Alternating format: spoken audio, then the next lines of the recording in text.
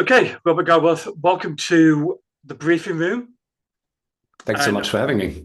you're very welcome. And we're going to be talking about your book today, Hitler's Hangman, about Reinhard Heydrich.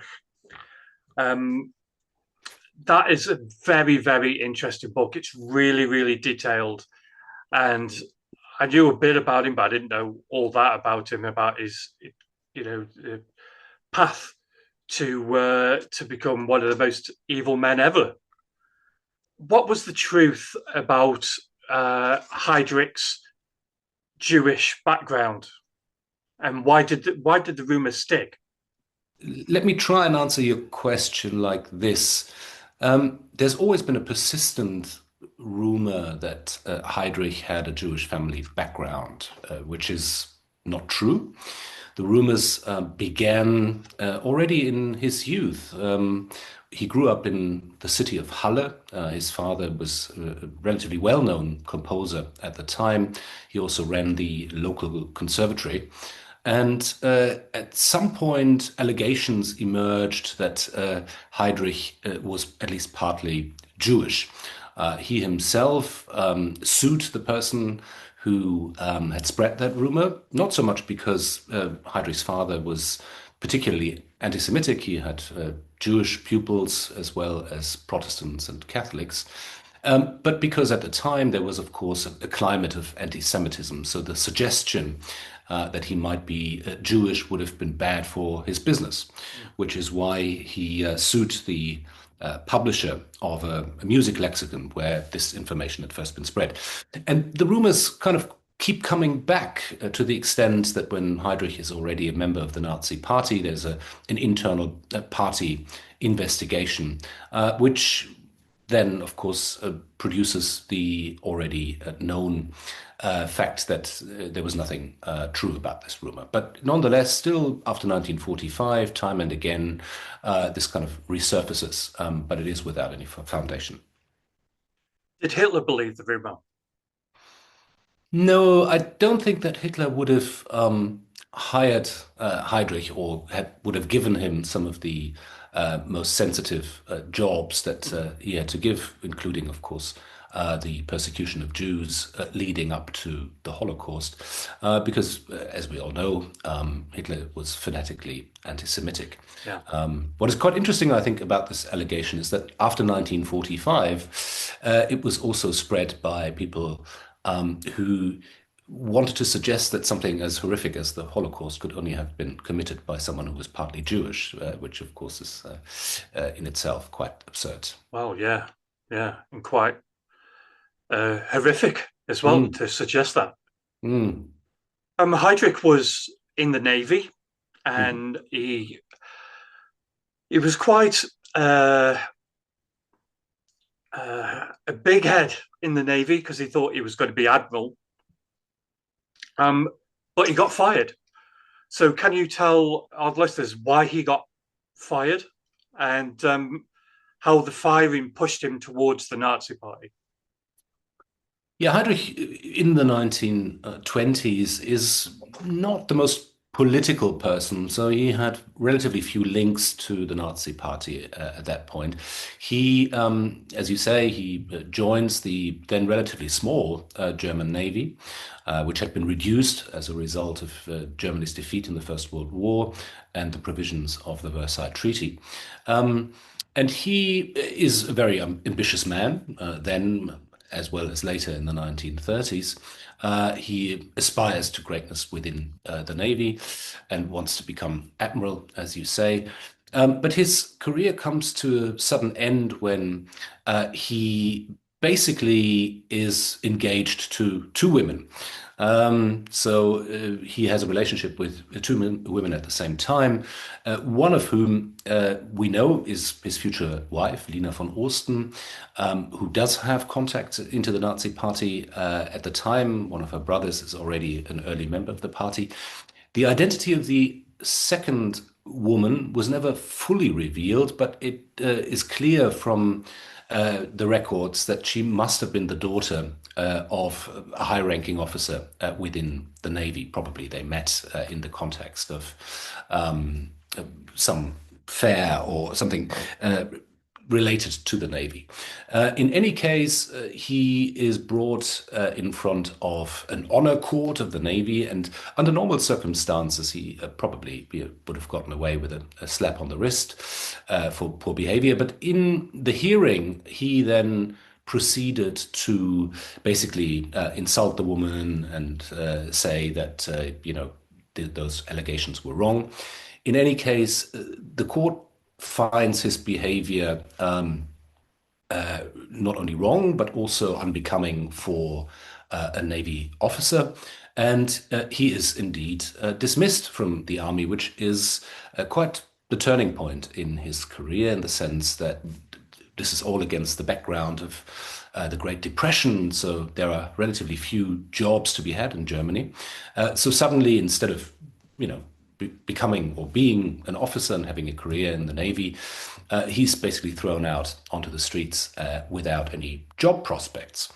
And as it happens, he then finds out through family contacts about a vacancy that has just opened up in the still small but emerging SS of Heinrich Himmler, which is a paramilitary organization closely affiliated with the Nazi Party, with a special sort of loyalty cult towards Hitler. So he knows relatively little about the Nazi Party at this point, but he decides that, now that he can't become an officer, this is at least a career in uniform. So he drives down to Munich and meets with Himmler, who's very impressed by by Heydrich's looks. Himmler famously always sort of viewed physical appearance as an indication of your racial worth, as he saw it. So he's very impressed. He's also impressed by Heydrich's military bearing. But in some ways, Himmler hiring Heydrich, which is a very sort of fateful moment in the history of that organization, is based on a misunderstanding because Himmler believes that Heydrich is an intelligence officer, which he's not. But Heydrich doesn't correct him on that assumption. And as a result of this misunderstanding, Himmler appoints him to start up an intelligence service for the SS. At the time, Heydrich is the only employee working for what would in the future become the SD, the SS intelligence service, which becomes a very mighty organization in the 1930s and then during the Second World War. And you mentioned his wife, Lena van Osten. How crucial was she to pushing him towards the Nazi Party? Because I believe she was very pushy for all of his life. Yeah, she was certainly determined because for her family, after his dismissal, Heydrich was suddenly a much less promising prospect. After all, he was pretty much penniless. His pension was gone. So she really wanted to make sure that her family, some of the family members were already, as I said, members of the Nazi Party, that they would approve of him. And one way of doing that was to bring Hitler into a political organization of which they approved. So in some ways, yeah, Lena certainly is very influential in his life, and also sort of sets him on course for a career in the SS. Can you describe for my listener the working relationship between Heydrich and Himmler? Was it a rivalry? Was it a good relationship? Yeah, after 1945, people often portrayed their relationship as one that was, shaped by rivalry, but I don't think that's the case at all because they worked together very closely. Heydrich was loyal towards Himmler because throughout his career in Nazi Germany, he benefited from that relationship. So both men knew that they could rely on each other. Heydrich himself never had aspirations to, become anything more than the second in command. I mean, his calculation was that eventually, when Hitler died, that Himmler would become his successor, and that he then would take over the SS, which was enough for him because he was a man of the shadows, not a man who liked to be on the political stage. That was not really his role. And later on, when he's in Prague and has to fulfill certain public functions, he doesn't really enjoy giving speeches and things like that. So the working relationship is relatively close. And one could even say that they enjoy a friendship after Heydrich's assassination. Himmler really, until the end of the Second World War, takes great care of Lina and their children. So I don't really see why Himmler would have had any interest in losing Heydrich. There were also conspiracy theories that he was involved in the assassination, but I don't see any reason for that.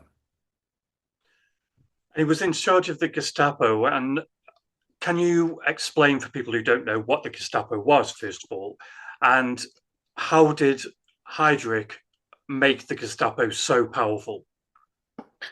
Yeah, so Heydrich is in charge of various instruments of suppression in Nazi Germany, of which the Gestapo is one. So Gestapo is an abbreviation for Geheime Staatspolizei, or secret police of the state. It is an organization that, like the political police, already exists prior to 1933. In the 1920s and early 1930s, the political police is surveying both the extreme right and the extreme left. So they take over this organization, which in the early days basically is in charge of persecuting people of the political left, communists in particular. This organization then grows or is amalgamated with different other organizations and eventually becomes the Reich Security Main Office. That's the official title at the beginning of the Second World War, of a new kind of institution which brings together not just regular police, but also political police and an organization of the SS, so a non-state organization, the Security Service, the SD. So these are the instruments of suppression. What is interesting is that the Gestapo was never as big and knowledgeable as people assumed. So it's a relatively small organization, which benefits from the fact that it creates this aura of fear. So people are afraid of saying things out loud out of fear that they might be reported to the secret police, and they would then be arrested and brought to a prison or concentration camp. So they very consciously cultivate this image of an organization that knows what is going on in every corner of society. When in reality that wasn't the case.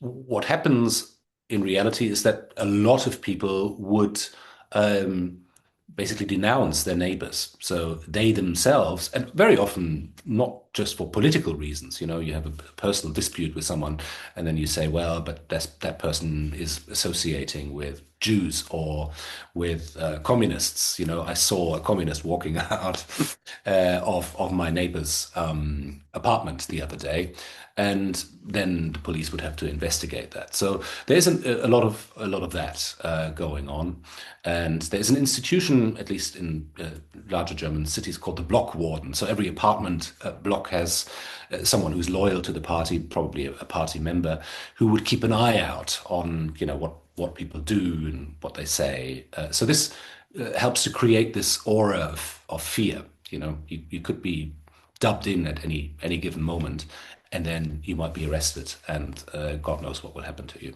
Would people use that as like, I've got a problem with my neighbor, so I'll just report them to the Gestapo? Yeah, absolutely. That would happen. That would happen quite frequently. So people do not only denounce others for political reasons, but they frequently much more mundane things. But they would then kind of construct a political reason why they need to be reported to the police.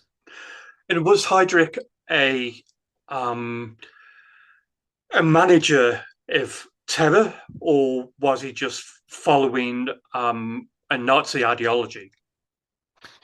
Well, a bit of both. I mean, obviously, he comes to in the book I call it the sort of radicalism of the late convert. So he comes to the Nazi party and the SS relatively late.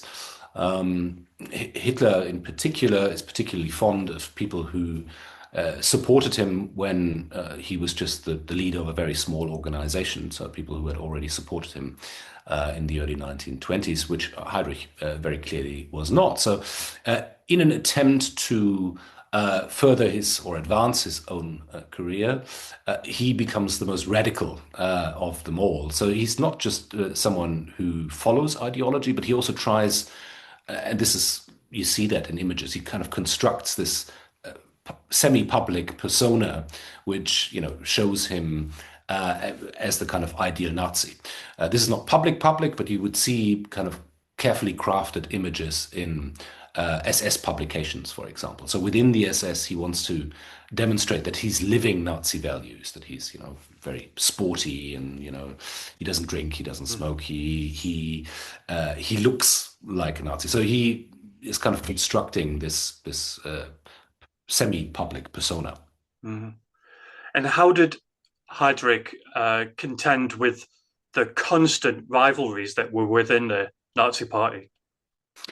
Well, in some ways, he's thriving on that because his organization is collecting intelligence. That's his first job in when he sets up the SD, and that remains sort of his signature for much of the 1930s. He kind of collates information on prominent figures in the Nazi Party. So he's not only observing what the enemies of the Nazi Party are doing, but also within their own ranks. So he kind of collates information. Is someone having an affair? Is someone, drinking too much, using drugs? Going to prostitutes. He collates that kind of information, which he keeps in a safe place for future reference. And sometimes he uses it whenever he wants. So he and Himmler are both very good at using the kind of constant infighting to their own advantage.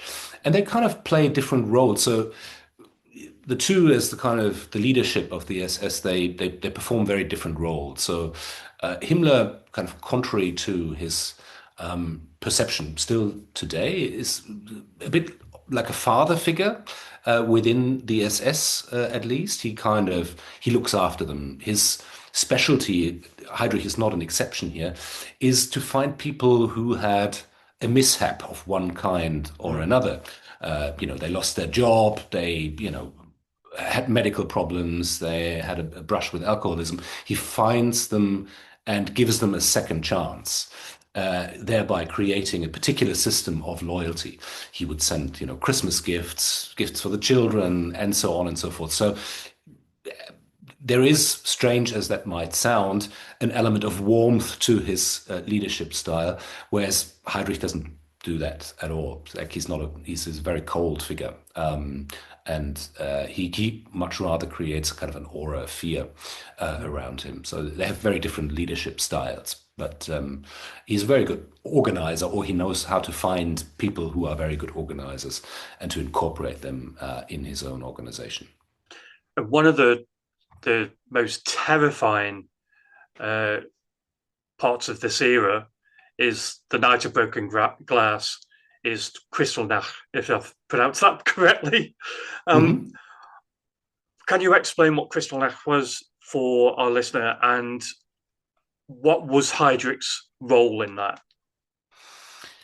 Yeah, Kristallnacht is a major pogrom that happens throughout Germany in November 1938, so the year before the Second World War starts.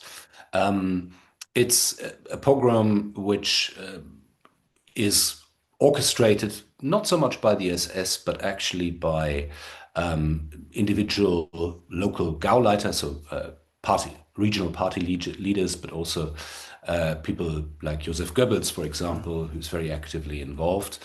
Um, in some ways, Kristallnacht is an event that furthers the influence of the SS on anti-Jewish policies because some in the party, including the very influential Hermann Göring, are actually quite upset about it. Not upset because Jews are killed or beaten up and Jewish property is stolen, but because of the destruction, first of all. There's a lot of destruction of shops and so on and so forth. And also because it gives Germany a bad reputation internationally. So what they don't necessarily disagree with the anti-Semitic party leaders who unleashed the pogrom, but they want to do this in quiet and in a disciplined way, as they call it. And this is where the SS comes into play. The SS had been running camp like Dachau, for example, for quite some time, where conditions are very harsh, but they're very keen on making sure that very little information leaves the camp about the actual conditions there. Heydrich and his staff then come up with the idea that instead of this rebel-rousing pogrom-style form of persecution, what they really want to do is they want to force the Jews to emigrate, and they want to assist them in that. So they basically want to speed up immigration, which at the time is still the overall objective of anti-Jewish policy. And in that respect, it's an important moment in time for the SS in particular, because they take over the reins in anti-Jewish policy. Another terrifying aspect of this is the killing squads, the Einsatzgruppen. Can you explain how they changed from when they were in Poland to the mass killings in Russia? Yeah, so the SS Einsatzgruppen or task forces are relatively small, highly mobile units that operate behind the front line. So they actually started in 1938, both in when Austria is annexed and when the Sudetenland is annexed. And what they do there is basically they would raid the local police files, find out who are the political opponents and where do they live, and then make arrests.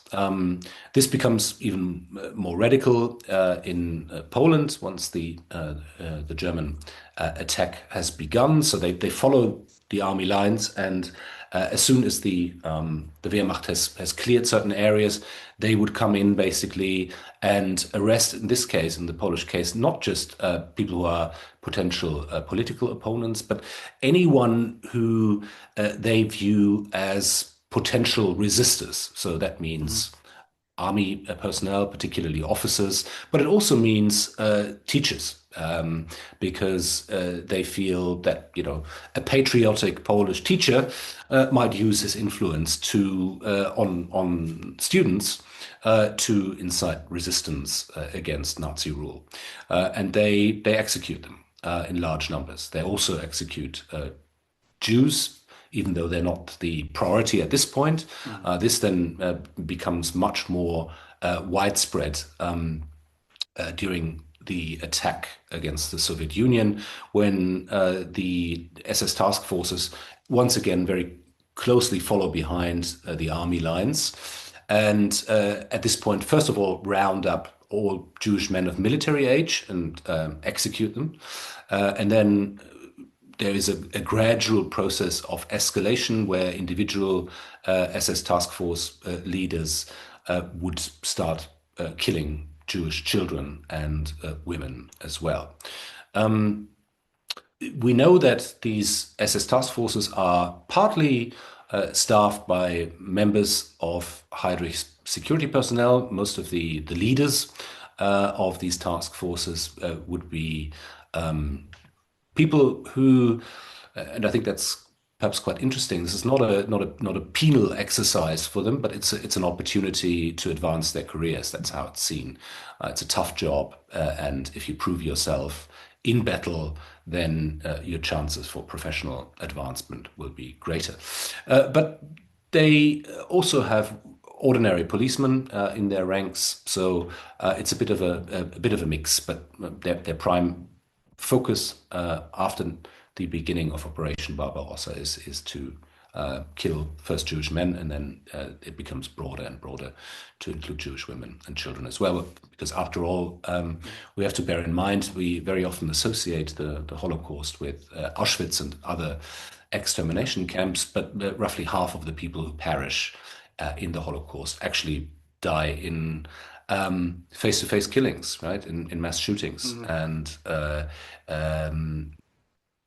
the SS task forces are very heavily involved in that, often working hand in hand with local collaborators, usually local anti-Semites, hard right nationalists um, who accuse Jews of being behind the kind of short-lived Bolshevik dictatorships in their own countries. I mean, some of what you described there is thought police. They're killing people just in case. Hmm. And it's Yeah. like they could be killing innocent people. I Well, mean, there they do is. anyway, don't they? Because children are innocent.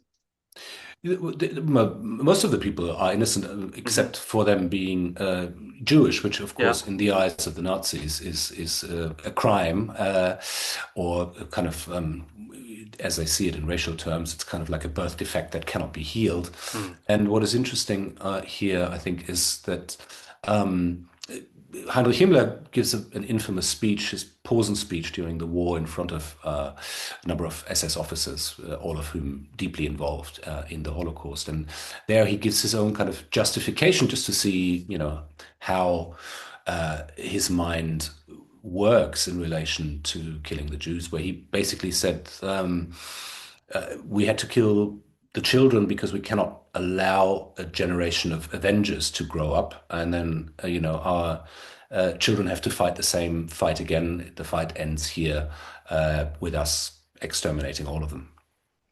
Wow. It doesn't matter how many conversations I have, and it doesn't matter how many books I read, I cannot fathom how people think like that. I Hmm. can't Well, I I mean, can't the justify it. no, curious thing here is, of course, that in their own mind, so there is a kind of a Nazi moral universe, if you want to call Mm. that, um, and to their mind, they are doing difficult job in order to further the interests of their people.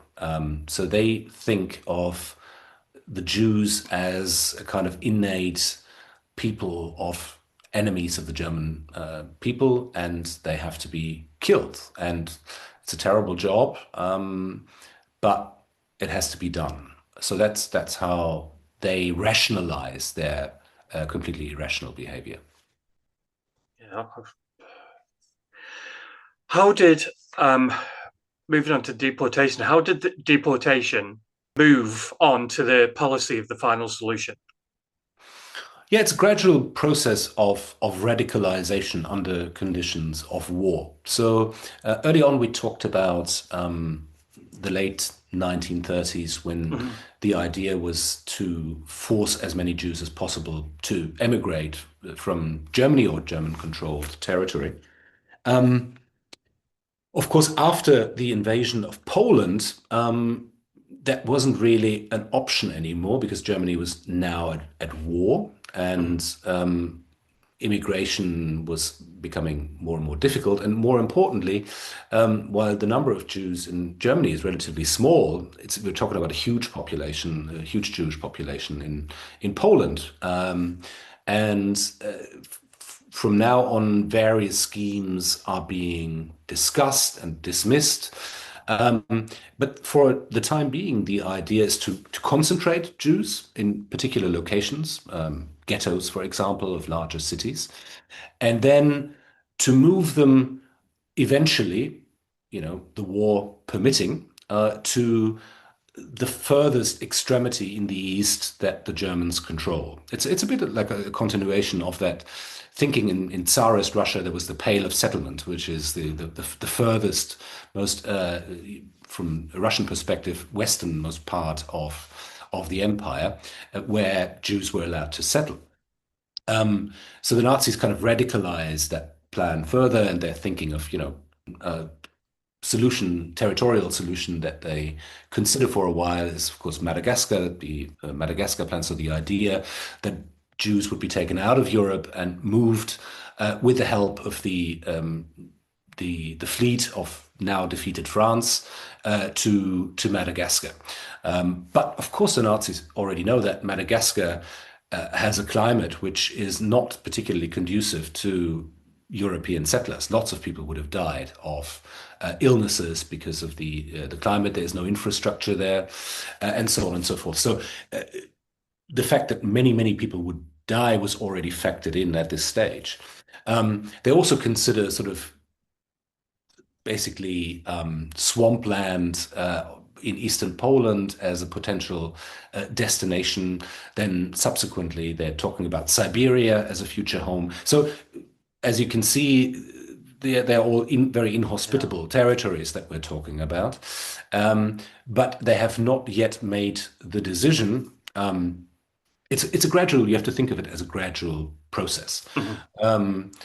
Where, then obviously with the beginning of the war against the Soviet Union, they're starting to shoot in certain locations the local population, the local Jewish population, right from the start. And eventually, what is contributing to what we now associate with the final solution in the form of stationary, purpose-built death factories is the realization. So Himmler, as I said earlier on, he kind of feels like he's got some fatherly responsibility for his people, and he is concerned what these mass shootings are doing to these people. He doesn't want them to return as emotionless killers, but he thinks that the killing process should be easier, not for those who are being killed, but for the killers, right? And if you think about these industrial killing sites, what happens there, of course, is a kind of division of labor in the sense that suddenly the SS man, say an SS doctor, is only responsible for the selection process. He doesn't actually, gas people. That is being done usually by other inmates who have no choice in doing so, because otherwise they'd be gassed. And so this kind of division of labor means that you're once removed from the actual killing process. And it's more effective if you look at it purely in sort of those cold, rational terms, because what happens is that from the various concentration points where the Jews have been forced to assemble, people can put them on trains, and these trains will then drive straight in. Don't know if you've ever been to Auschwitz-Birkenau, but it's on a railway line. So the train goes straight in. People are offloaded, and then if you are considered to be unable to work, you're sent straight into the gas chamber. And the others, basically, the idea is to work them through death to death, which is usually only a matter of a couple of months, because the obviously food portions are very small, and living conditions are terrible, rampant with disease and so on and so forth. Unbelievable. Moving away from that, Heydrich wanted the job of Reich protector in Czechoslovakia. Mm-hmm. Why did he want that job, and what did he aim to achieve by having that? Well, in some ways, Hitler's decision to appoint Heydrich to that position, he was installed as acting Reich protector, meant a radicalization of the policies towards the Czech population. So we have to bear in mind that Czech armament factories are actually quite important for the German war effort, but they, after the occupation, they always had to contend with sabotage, etc. The people weren't, working efficiently enough for Hitler's liking, and the previous incumbent in that role, a former diplomat, was considered to be too soft on the population. So the decision to install someone who's a high-ranking SS officer obviously signaled already to the population that now a stricter regime would be introduced. For Heydrich, this was an unusual appointment because, as I said earlier on, he is much more at ease in the background. He's a sort of a man of the shadows. So being the acting Reich protector of these lands meant that he also had a kind of public-facing role. He had to give speeches, and he tried a kind of carrot and stick policy as he was in that position, which means that he, on the one hand, he turned very tough on those who were unwilling to work, but those who were willing to collaborate with the system simultaneously got rewards, better food rations, etc., etc. So at the same time, and that's also perhaps important to note, he's a deeply suspicious person. So we have to bear in mind that he's appointed to this role in September 1941.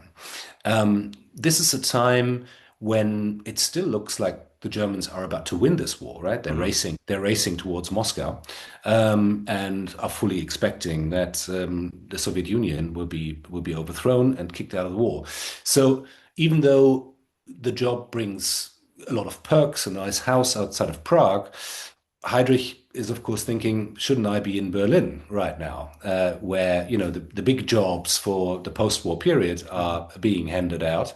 And so he spends a lot of time flying back and forth. So he is a trained pilot. He can fly his own plane.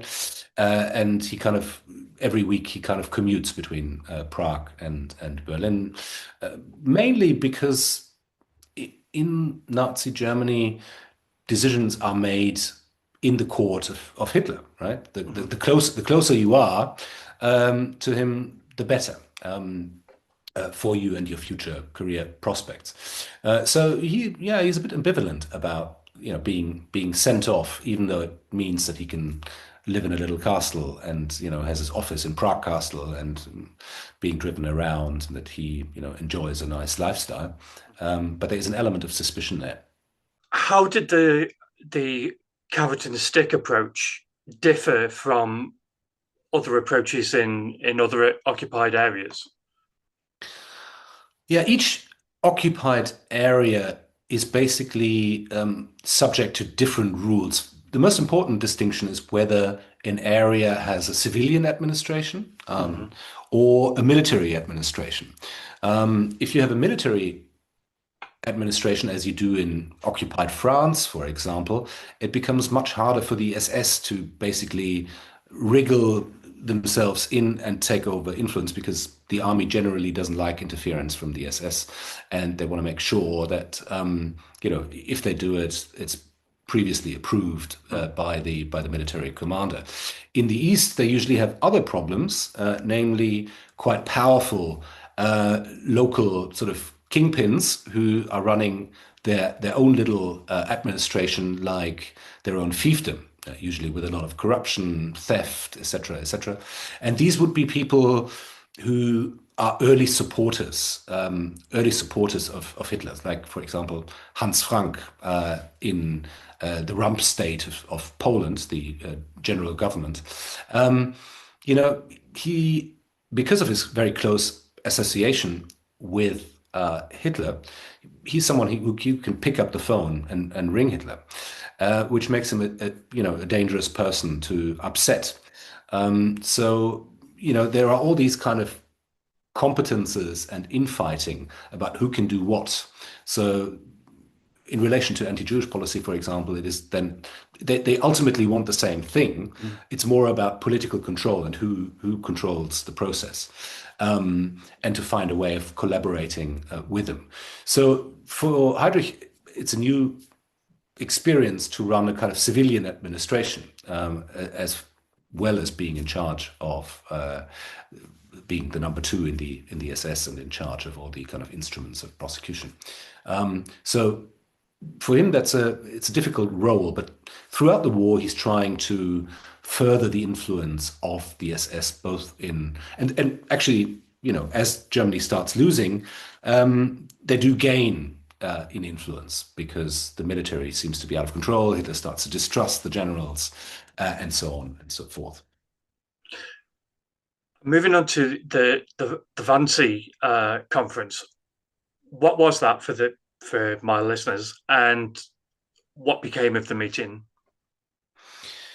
Yeah, the Wannsee Conference is a meeting of high-ranking SS officials, representatives of different institutions, but also different ministries that had an interest in the Jewish question. In the older literature, it was often portrayed as a kind of moment of decision, which it probably wasn't. The decision of what the general direction of anti-Jewish policy would be had already been made at that point. But it is a meeting of which we have a record, which is why it is so famous. So Adolf Eichmann keeps a record of it, and he sends copies of it to the various ministries afterwards. Basically, this is just to kind of make sure that everyone is on the same page. From Heydrich's perspective, it's an important meeting because he wants to reinforce the message that he is the person who had been appointed by Hitler via Hermann Göring to find and implement a Jewish a solution to the Jewish question in all of Europe. So once again, this is about power. The people who are gathered there are usually they're not the ministers themselves. They would be the state secretaries, but actually the people who do policy in Germany. So all of them influential people. Then also people from Heydrich's own apparatus, so security police, task forces, etc., etc. And it's a breakfast meeting.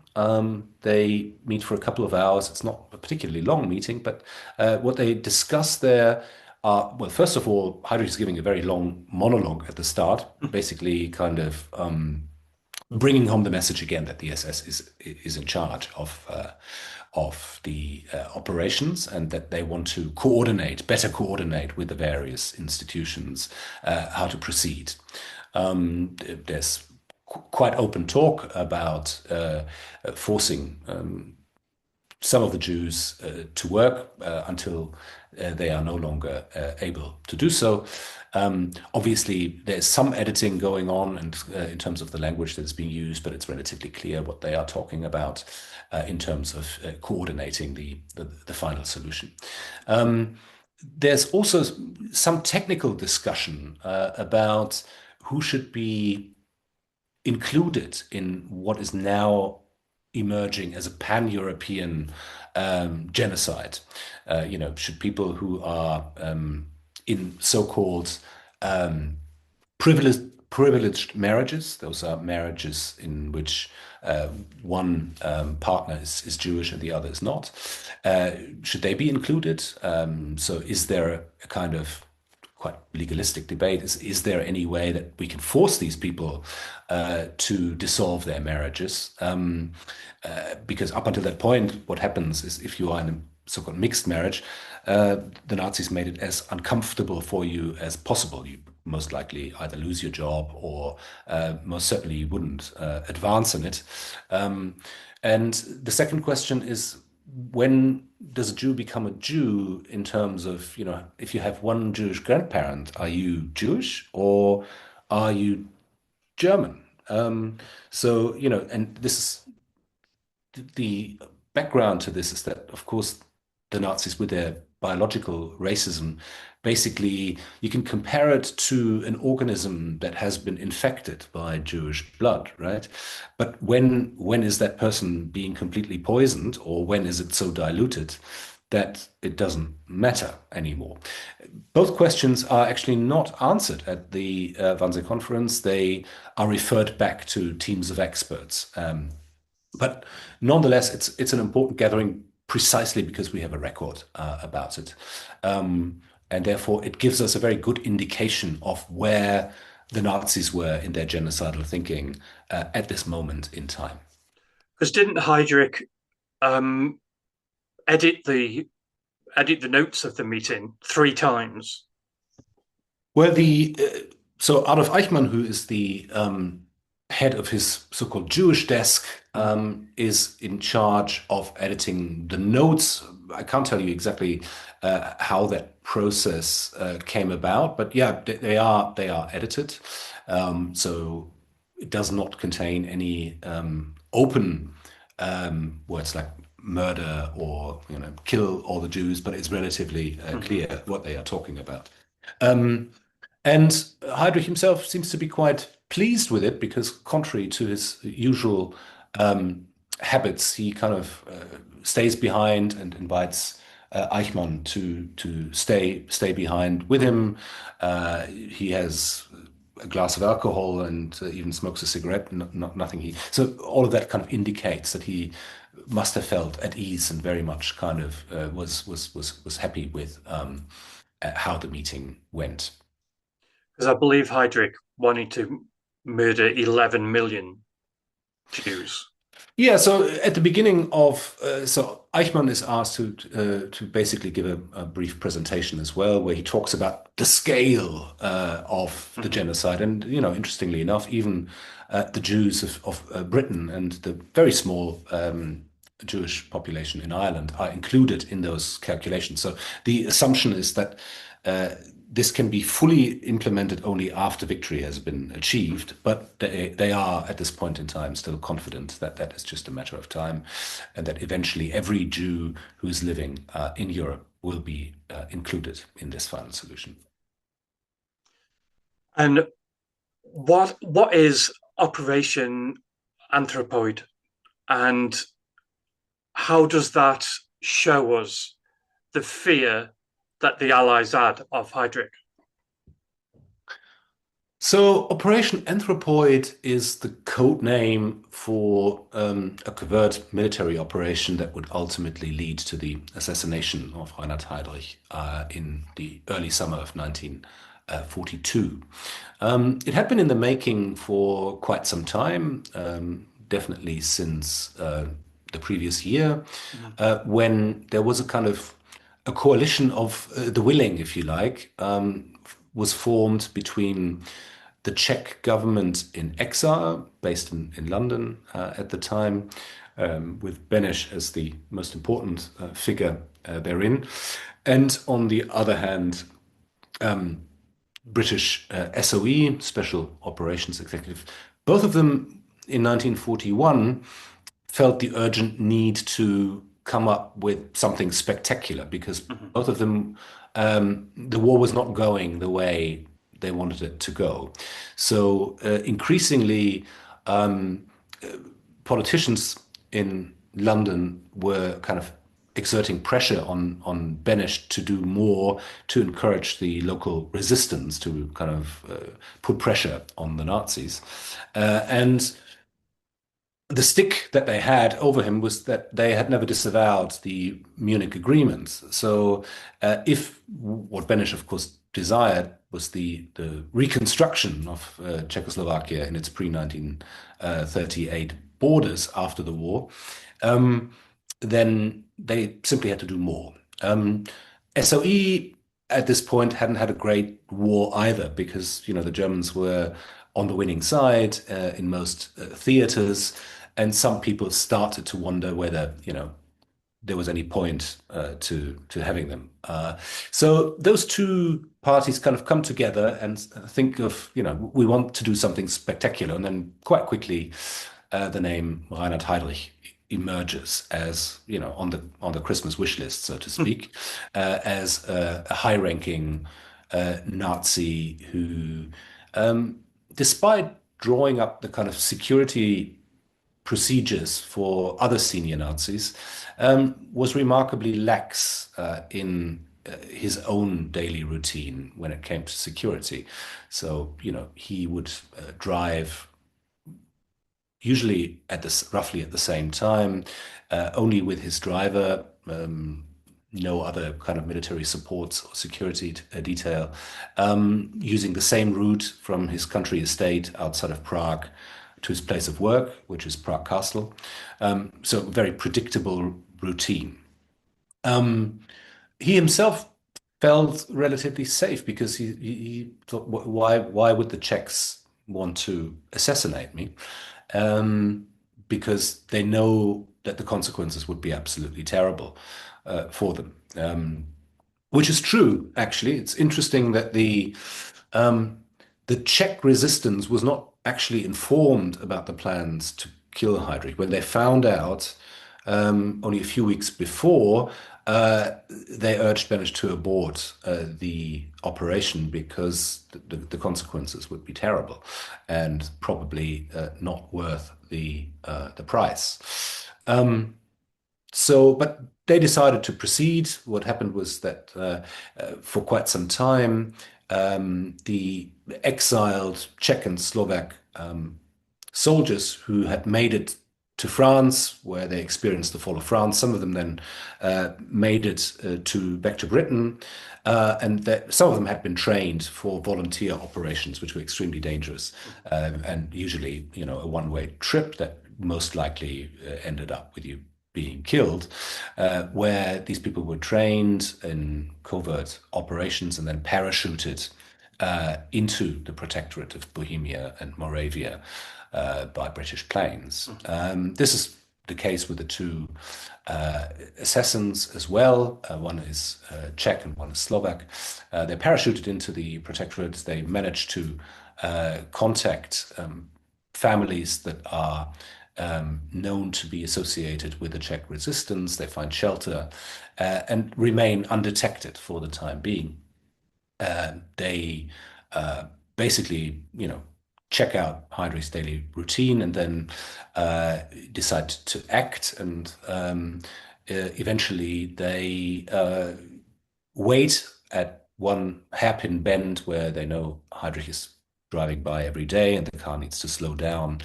And one of them throws a grenade. It's a long and complicated story, but Heydrich gets injured in the process. Initially, it doesn't look like he's going to die because he has shrapnel in his back from one of the grenades. But, it's really only the blood infection and then the sepsis that eventually kills him sometime later.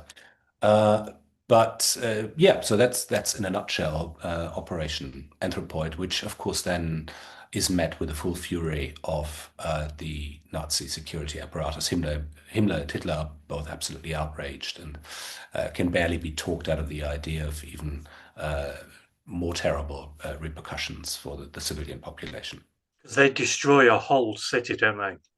They destroy because of that. Yeah, it's a village, but nonetheless, Village, they actually two villages that are selected based on false information. There are some family ties, quite loose family ties, to the assassins who are also eventually identified and either commit suicide or are killed. Two villages, the entire male population is killed. Women are sent to concentration camps. Some of the children are basically, if they're young enough and considered to be Germanizable, are sent to German foster parents. So forced adoptions, basically. So the revenge is terrible. And in some ways, it also, in a twisted kind of way, convinces Himmler that he needs to step up the final solution. So the terrible Operation Reinhard, which is named after Heydrich, follows and is basically leads to the death of almost the entire Jewish population of Poland, to clear out the ghettos and the camps and make them free for deportations from other parts of Europe. Reading about the what they did to the village, they didn't just kill the people and kill the men and ship the women off. They burnt down and bulldozed the whole area, Yeah. and Um, they've just got stones now to represent the people who were there. yeah, Lidice, which is the name of the larger Hmm. village, is immediately already during the war sort of became an infamous incident. The destruction of that village was used almost immediately in Allied propaganda as well. Mm. There's a famous movie is also produced already during the war in response to Heydrich's assassination called Hangman Also Die, which is the German playwright Bertolt Brecht uh, wrote the story, and there's quite a becomes a very famous incident already during Yeah. the war, and of course subsequently Operation Anthropoid has been the subject of many films, and is sort of almost kind of mystical event in the history of the Second World War. You use the phrase cold empathy to describe your approach to this. Um, what does that mean, and why is it important when writing a book like you did? Yeah, when I started to think about writing a life of Heydrich, I was of course thinking about, how do you approach this person who is obviously very unlikable, Hmm.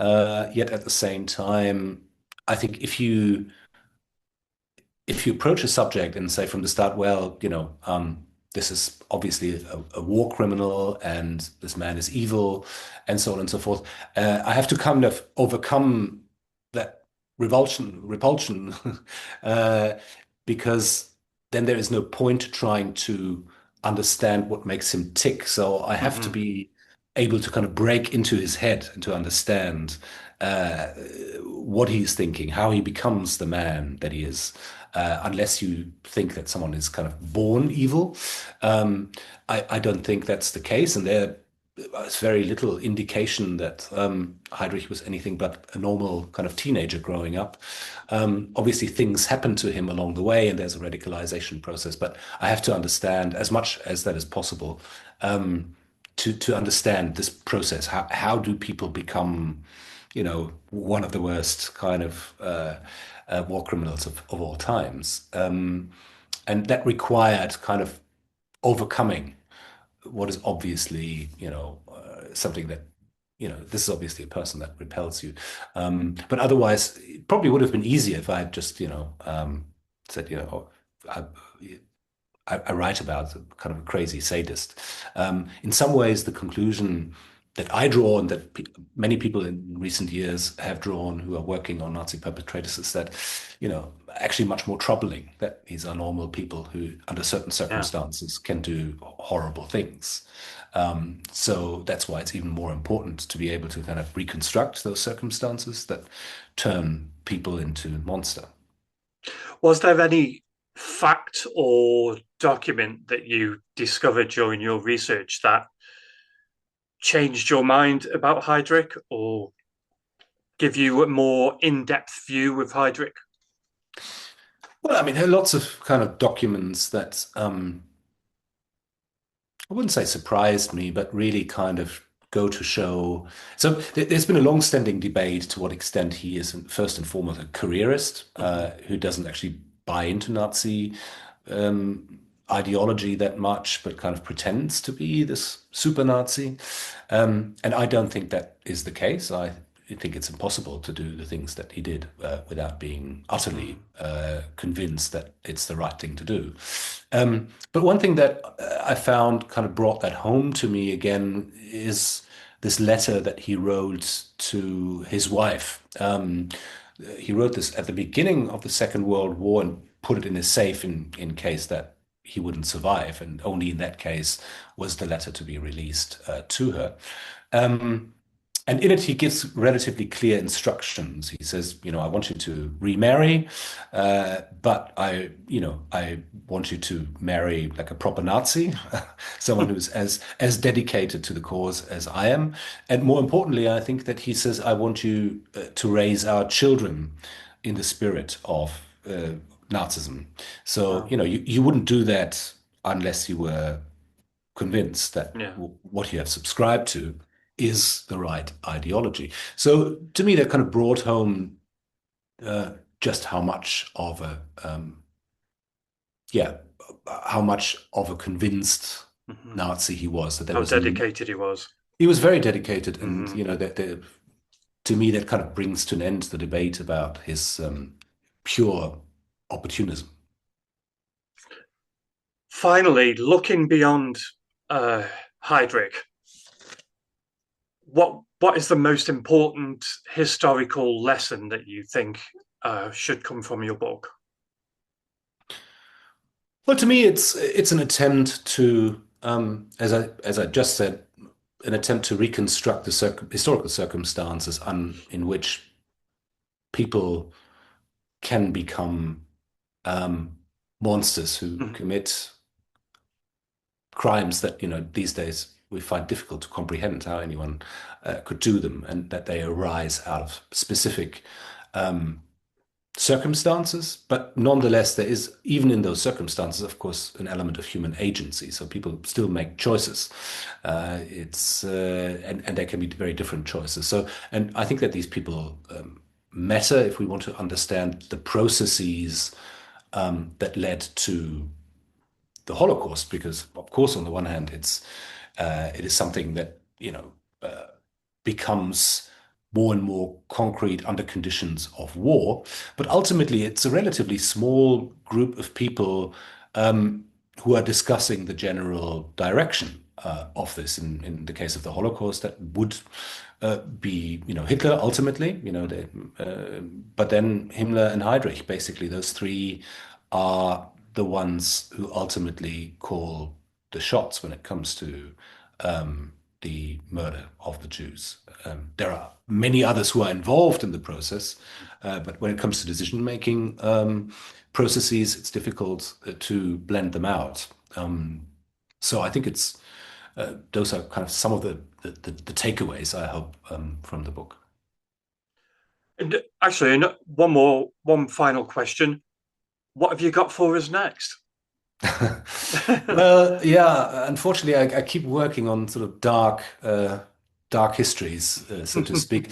I'm not writing a biography at the moment, but I'm writing a book about the history of civil wars in Oh, Europe between the Russian Revolution of 1917 and the end of the Greek Civil War in 1949. And the kind of question that animates the book is why were there so many civil wars in this period, mhm. far more than there had been before and before 1917 and after 1949, and why do civil wars kind of disappear then from view while they become the most common form of armed conflict in the non-European world. So broadly speaking, that's kind of what I'm thinking about, and hopefully the manuscript will be finished next year. That sounds really interesting. Thank you.